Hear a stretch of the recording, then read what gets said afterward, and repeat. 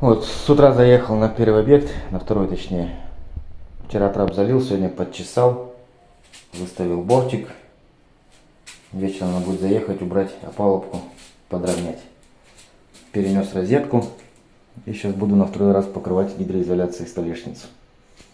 Плитка у нас крупноформатная. 160 на 80. Вот такая здоровая плиточка.